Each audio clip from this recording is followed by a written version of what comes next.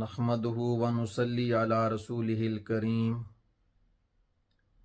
اما بعد فاعوذ بالله من الشيطان الرجيم بسم الله الرحمن الرحيم ان الذين آمنوا والذين هاجروا وجاهدوا في سبيل الله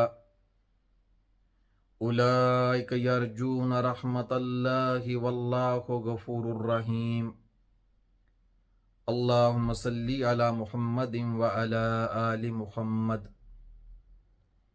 میرے محترم بھائیو، نئے اسلامی سال 1446 ہجری کا آغاز ہو گیا ہے۔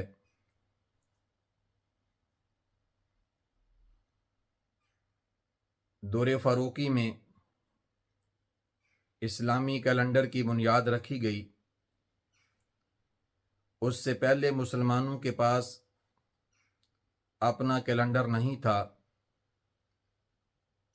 پھر حضرت عمر فاروق رضی اللہ تعالیٰ عنہ کے دور خلافت میں یہ مشورہ کیا گیا کہ مسلمانوں کے پاس اپنا کیلنڈر ہونا چاہیے۔ پھر یہ مشورہ کیا گیا کہ اسلامی کیلنڈر کا آغاز کہاں سے کیا جائے، کیونکہ بہت سارے تاریخی واقعات موجود تھے۔ جس طرح رسول اللہ صلی اللہ علیہ وآلہ وسلم کی ولادت باسعادت سے پہلے اصحاب فیل کا واقعہ بھی موجود تھا، اور وہ بڑا تاریخی واقعہ ہے جس کا ذکر قرآن مجید میں ہے۔ اللہ سبحانہ و تعالی نے ابابیل کے ذریعے اپنے گھر کی حفاظت فرمائی۔ رسول اللہ صلی اللہ علیہ وآلہ وسلم کی ولادت باسعادت کا سال بھی موجود تھا،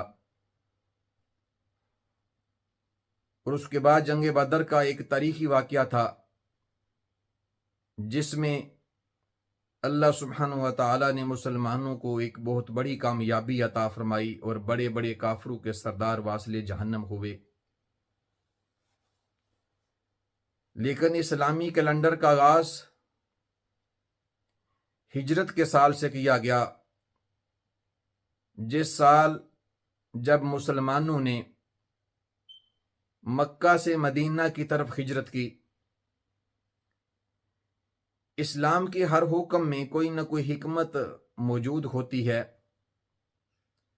اسلامی کیلنڈر کا آغاز ہجرت کے سال سے شروع کرنے میں ایک یہ بھی حکمت ہو سکتی ہے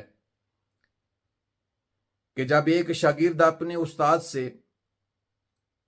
اور ایک بیٹا اپنے باپ سے یہ پوچھے گا، سوال کرے گا کہ اسلامی کیلنڈر کا آغاز کب ہوا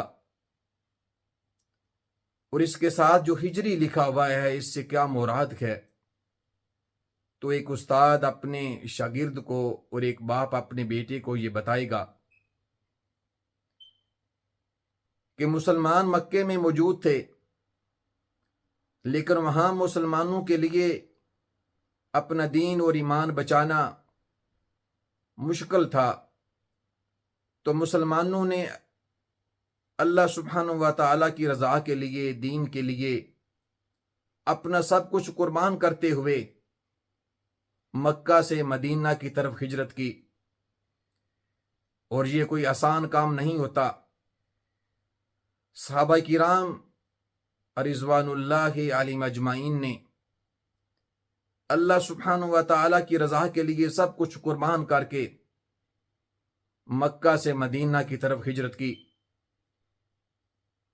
اپنے ملک، اپنی جائیدادیں اور اپنی زمینوں کو چھوڑا، اپنے خاندان، اپنے بہن بھائیوں، اپنے والدین اور اپنے بیوی بچوں کو چھوڑا۔ حضرت عبد الرحمن بن عوف رضی اللہ تعالیٰ عنہ کا بڑا مشہور واقعہ ہے کہ جب وہ ہجرت کرنے لگے تو بھائیوں نے ان سے مال چھین لیا، اونٹ چھین لیا، اور سسرال والوں نے بیوی چھین لی، حتیٰ کہ بھائیوں نے ان کا بیٹا بھی چھین لیا، اور مکہ سے پیدل مدینہ کی طرف ہجرت کی۔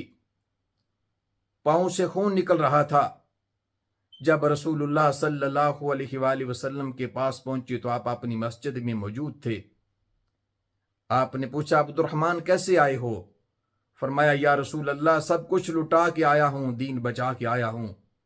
تو آپ نے ارشاد فرمایا اے عبد الرحمن اگر تو نے سب کچھ لٹا دیا ہے، دین بچا لیا ہے، تو نے کچھ بھی نہیں لٹایا، تو نے اللہ سبحانہ و تعالیٰ کی رضا حاصل کر لی ہے، تو نے جنت حاصل کر لی ہے۔ تو صحابہ کرام نے دین کے لیے، رسول اللہ صلی اللہ علیہ وآلہ وسلم کے لیے، اللہ سبحانہ و تعالیٰ کے لیے سب کچھ اپنا قربان کر دیا۔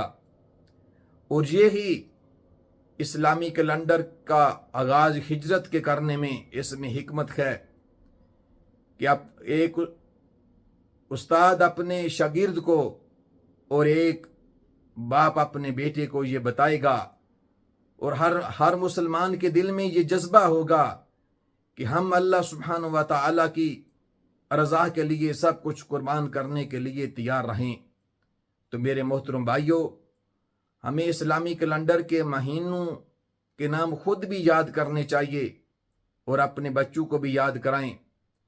ٹھیک ہے کہ حکمرانوں کی طرف سے اسلامی کیلنڈر کا عام طور پر ان کو نافذ کرنے کا رواج نہیں ہے، لیکن ہم خود اپنی زندگی کے جو بڑے بڑے واقعات ہوتے ہیں، جس طرح بچوں کی پیدائش ہوتی ہے اور کچھ واقعات ہوتے ہیں، تو جہاں ہم عیسوی سال کی تاریخ اور مہینہ یاد رکھتے ہیں، تو ہمیں اپنے اسلامی کیلنڈر کا بھی مہینے کا، تاریخ کا پتہ ہونا چاہیے۔